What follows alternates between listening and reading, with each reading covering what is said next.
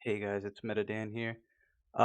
Just wanted to go over my first week of the new Ultimatum League. I already made a video about our league start, which was basically covering the first weekend of the league. Um, in that video, I discussed our overall strategy, which was to push P16 maps as fast as possible, then buy Cartographer, Delirium Orbs, and Cartographer Scarabs, and essentially just push out a ton of maps, P14 plus maps that is, or even red tier maps, and that became the primary source of our income.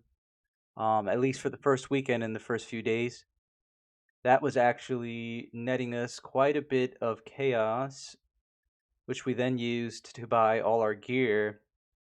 And then my buddy Stuart discovered the 4 to 8 Exalt Ultimatum, inscribed ultimatums, and we started investing in those, and we only bought the ones that we could do. For example, stones, sit in the stone circles or whatever. That particular encounter is quite tedious. It takes longer than the other ones, and it's a little more dangerous. Uh, and yeah, so we bought those for the 4 ones for 3 exalts, and then the 8 exalt ones we bought for anywhere from 5 to 7 exalts. Uh, Ideally, though, the 8 exalt ones we tried to at least make a 2 exalt profit on those. And again, we didn't buy the stones in the circle ones. Oh, and we ended up actually trying out a headhunter inscribed ultimatum, which was, I believe, survive,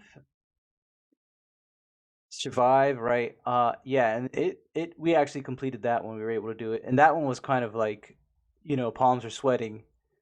It was so scary because it was about a 70x investment to make.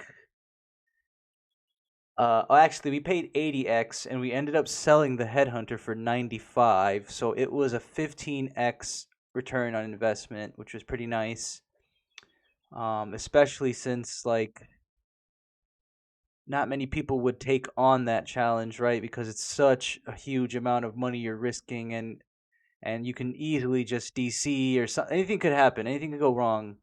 So that one was pretty scary. One of the scariest things I think I've ever done in this game. Even though the encounter itself wasn't that difficult, it was just quite a bit nerve wracking. We did it though. It was fine, and we still have yet to fail any inscribed ultimatums. Knock on wood. And so about 5 to 6 days into the league, at least into week one, people started catching on to the inscribed ultimatums that offer you double the exalts you invest or like that you put up for the gamble. And so that started to slow down quite a bit. So we decided to just start farming the feared fight, even though, the nerfs to the witness thing happened. This was originally our plan anyway. And yeah, the feared fight's still incredibly profitable, like really profitable. Um, Overall, we've netted about 2.5 mares in the first week, and that's just with playing all the first weekend, and then 5 hours a night. I would say 5 to 6 hours a night because we're all busy with work and stuff. So we really don't all get on until about 5:30 EST, and then we play till about 11:30 to midnight EST. So honestly, not bad making for a 4-man team, making 2.5 mares, only playing 5 hours a night. Potential is pretty high there. I wanted to discuss something that I've noticed a lot of popular streamers talking about. These whole T1 Alcan Go maps, ultimatums, and stuff. Uh, I'm not against making money that way with low investment maps, and then you're supposedly going to get rich this way is the quote, right? My only issue is like, would you like you're running 100 maps a day or something like that, or even more. You're just running tons and tons of maps, which is just so much time. And even if you have a fast build, it feels like you're just making pennies, right? And yeah, you're gonna get rich, but you're not gonna make mirrors. Like I'll be honest, you're not really gonna make mirrors that way. I would say like your best bet is to just try to make a character that can do the feared fight straight up. This is the best money in the game.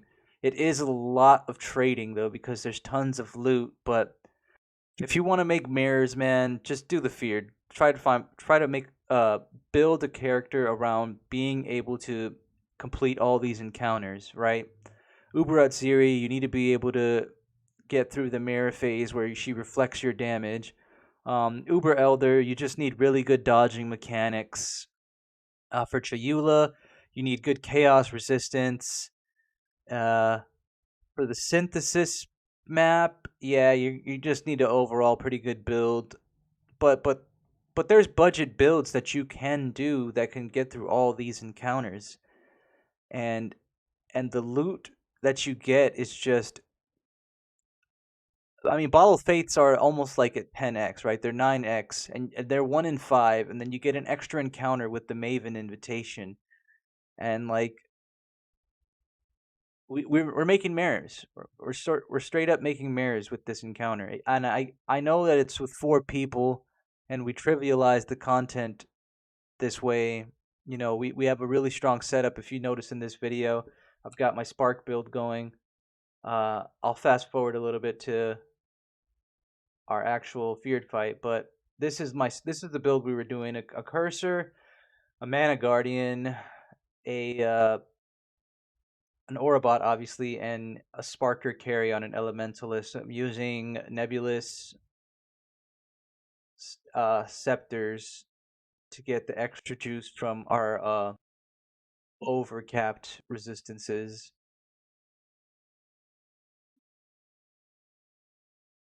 Yeah, shout outs to my old guildies for coming up with this build and this setup. Pretty smart dudes. Yeah, here's the feared encounter, what it looks like on this build.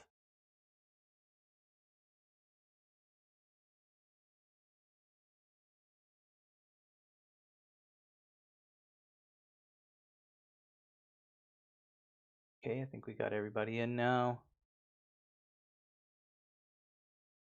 Okay. I think you guys will like this. Check this out. I'm not even standing in the frost shield.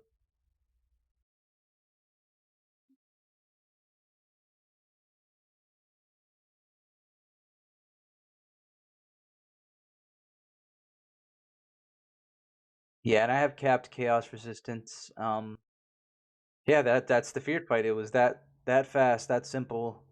And look at all this loot that drops. And we've gotten tons of bottled faiths. Well, not tons. We've been quite unlucky with our bottled faiths drops, if I'm being honest. But it doesn't even matter. We're still making like, I would say at least every 10 sets we do, we profit 25x at the lowest end, and then sometimes 50 at the highest. Yeah, so that's what we're doing so far. We're probably going to farm up. Oh, one big play that we made was on Saturday. We decided to buy a mirror at 120 to 125, and they shot up by at least 15x the next day on Sunday. And not to mention that Exalts also shot up from 135 to 160C.